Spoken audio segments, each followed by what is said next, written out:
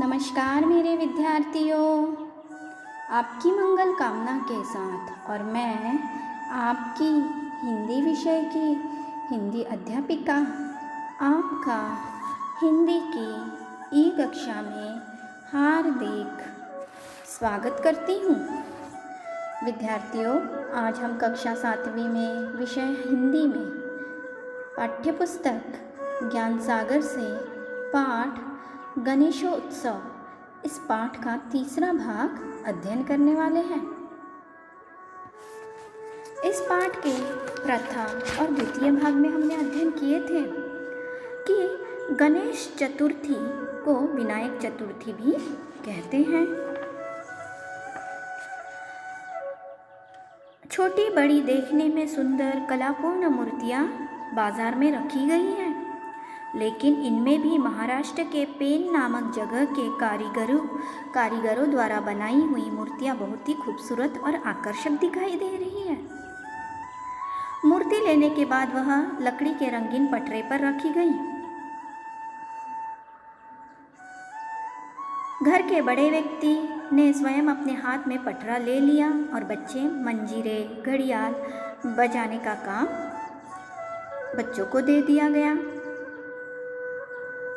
गणेश चतुर्थी के दिन महाराष्ट्र के घर घर में गणपति की मूर्ति लाकर उसकी पूजा करते हैं।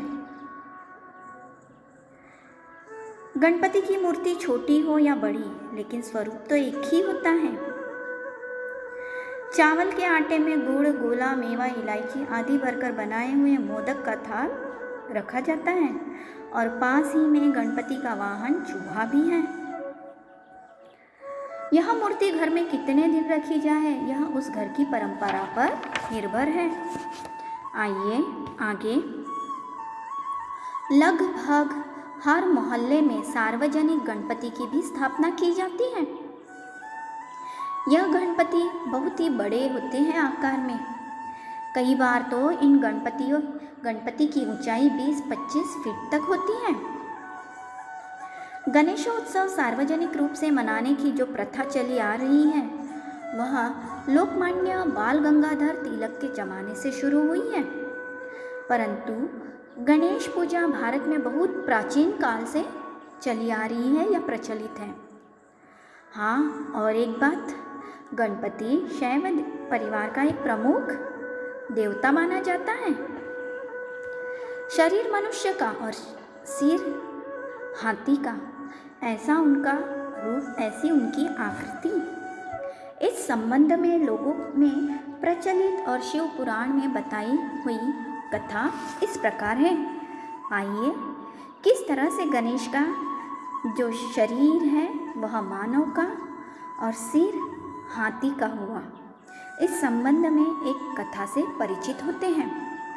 एक बार की बात है कि माँ पार्वती स्नान कर रही थी, इसलिए माँ पार्वती को किसी ऐसे रखवाले के दरवाजे पर ज़रूरत थी जो किसी को भी स्नान घर के भीतर न आने दे।